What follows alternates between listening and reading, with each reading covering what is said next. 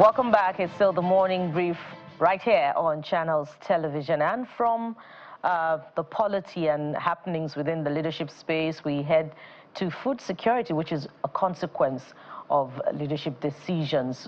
Let's look at how effective budgeting for food security has been so far, either at the national or the subnational level. And joining us on this conversation is Mr. Daniel Oladoja. He's a public policy analyst, crop protection expert, agronomist, strategic communications expert, green innovator, amongst other things. Good morning, and thank you for joining us on the program. Thank you so much for having me. So before we even begin to look at, budgets to agriculture, let's look at what seems to be unsettling and maybe a consequence of the budgets in the last 2 years under this government. The World Bank's Pulse report, Africa Pulse report, from that was released rising from the IMF spring meetings recently. It says many more Africans will be thrust into poverty by year 2027, and a bulk of that number is in this sub-region. And the population of Africa in the region. The poverty is projected to grow by 3.2%, thrusting more into poverty by 2027. Talk to us about how, lack of activity in the agriculture space may be contributing to that number. Thank you so much. I think to start with, you'd want to, for an average listener, the question is, what's the relationship between agriculture and poverty? And why would a rise in poverty show that something is maybe off in agriculture? I think if you take Nigeria as a case study, and this is the truth, is that despite all the growth we've had in all the sectors and all the improvements we've seen across other industries, agriculture still remains the highest employer of labor in Nigeria. I think it's about, the last time I checked, please don't quote me, I'm not sure, you can fact check this, it's about 7-something% of complete, labor. And so everything that happens within the agricultural sector affects output in the economy. It means that if more people are growing and planting stuff, that's active employment for them. Now, if that number drops or significantly declines, it means that more people don't have jobs, more people don't have money in their pockets, more people don't have food on their table, and that's directly related to the poverty index, right? So the real goal is, if we're unable to keep people on the farm, if we're unable, and I don't mean that in a bad way, it just means that if people are unable to do what they know how to do, in this case agriculture, the next thing is hunger, poverty, and famine, and displacement. Now, many groups have raised concerns about the allocation to agriculture in the 2025 budget, saying it leaves much to be desired. But is it really a matter of allocation to the budget, or a matter of judicious or lack of judicious allocation to that budget? I think that the way I would respond to this is to say, where you put your money is where your heart is. I think that's a phrase, right? And so if you're parroting about tackling food insecurity or driving food production, and what you're allocating to agricultural development is a paltry sum and afterthought, it then means that you're not serious about it. Take, for instance, in Nigeria today, there are just about 45,000 tractors. In the whole of the country? In the whole of the country, 45,000 tractors. What we need is roughly about 80,000 to start with. An average farmer in the US has a tractor, an harvester, a planter to himself. So if we as a country are talking about 45,000 tractors, we're not even talking about those owned by farmers themselves. So we're still talking about the ones that are owned by cooperatives, government initiatives. There's going to be a flag off in Katsina, I think in Katsina or Zamfara, where at the mechanization center, I think sometimes this week or next week by the president, and the tractors there are basically for that center, not for the farmers. We have to be able to grow. We have to be able to finance agriculture to the point where an average farmer can be where they used to be in the past.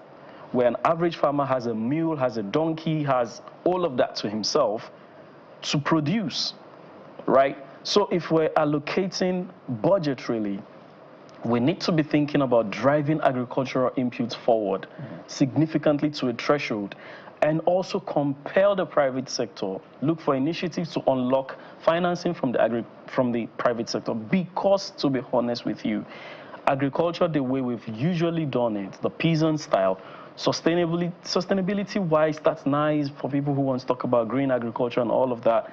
But if you're talking about serious hunger, pushing it down and driving costs down, we need to really, really ramp up mechanization. And that would mean critical investments in those critical infrastructures. So let's look at some interventions that will come from you as far as proposals for the policymakers is concerned. So agriculture, for as long as I can remember, is the biggest contributor to our GDP, double-digit, 24%. But about 24, 26, it ranges, fluctuates in that range. But what is very concerning is not the chunk it gives for every Qs, whether Q1, Q2, Q3 of any year. Is a year-on-year. We've seen very marginal growth. I mean, as marginal as sometimes 1%, 1.2 year-on-year. That means something is wrong. And the quick one we can look at are things like insecurity and all of that, which we've touted around. But if you were to propose, because they've also said they declared a state of emergency in agriculture. What does that even mean? What does it mean? What should it mean? And what should be the outcome? That's my question. I don't want to get into politics even though just speak as a professional. But side by side, the state of emergency in Rivers State and the state of emergency in agriculture. Those are two states of emergencies, right? In one case, a new administrator was brought forward. In one case, it was just a policy statement. And that's usually where it ends for some of these things. If you're declaring a state of emergency in agriculture, and I'm immediately hearing that a 500 billion fund has been rolled out to back that, that is a serious state of emergency, right? If you're summoning all the governors to Abuja for an emergency meeting on agriculture, and you're unlocking new funds for just procurement of seedlings and fertilizers and tractors, that is a state of emergency. It means that you're backing that state of emergency declaration with action that is bold, that is brave, and that is comprehensive. And talking about policy recommendations, I have always believed that Nigerian governors get away with too much. If you're going to talk about the budget now, you're going to quote me the budget allocation from the federal. What's the budget allocation for agriculture in Lagos, in Kebbi, in Osun State, in Ogun State? Precisely. And are we tracking those budgets enough? Are farmers doing diligence to track those budgets enough? Because farmer groups come up every now and then to criticize or lament the shortfall in federal allocations to the agriculture sector. But what about the state budgets? What are the farmers doing to engage the subnationals to demand more allocation to agriculture? I want to talk about something. It's the death of advocacy in our country. I think as a country we've become, and I don't know where this came from, and I'm not canvassing for revolutionary stuff or protests. I'm just saying that people should be more intolerant of inadequacies and lapses in governance. Something like the Agbekoya protest that happened whenever that happened, that people still talk about today, was a group of farmers standing up to what they thought was an unfair policy. If farmers in Oyo State, for instance, march all the way from Mishenyi to Ibadan and from Okeogun and all of those places to this federal secretariat in Ibadan, just to demand for a change, do you think the governor would go to bed? If that happens in Kebbi and in Katsina and in Maiduguri and in all those places, if people become very, very vocal, I don't mean send your representatives whom will then be, taken care of in some ways. I'm talking about mass mobilizations to demand for change. I think the state governors will sit up. But as long as we continue to use this model of representation, people going to meet them to negotiate for you, we're not going to see change. Besides protests, how else can we convince governors? So we look at all the spheres. Now, this is how politicians in Nigerians process development. Roads, first and foremost. So it's not agriculture they are looking at first. So they'll ask you, how many schools did you build? Yeah. How many hospitals did you build? Yeah. How many roads did you construct? Yeah. And all of these things that are tangible that everybody can see. Because farms are far away from, it's on the countryside and all of that. But we're suffering the impact of food insecurity. Yeah. What else can we do from where you sit as an expert in this field, besides protests, to say, look, let's face agriculture once and for all and see how far we can go? I think it's a lack of appreciation for what that sector can do, right? It's the fact that we don't understand that in some climes the richest people are farmers. And when you look at the legacy of people like late Power Bafemi Awolowo and all of that, those were men that understood what the potential of that sector. And it was a comprehensive steps they took that made outputs from cocoa and all of that move significantly high and, to where it was at the time. So what can we do? Number one is in the policy cycle, the first thing is agenda setting.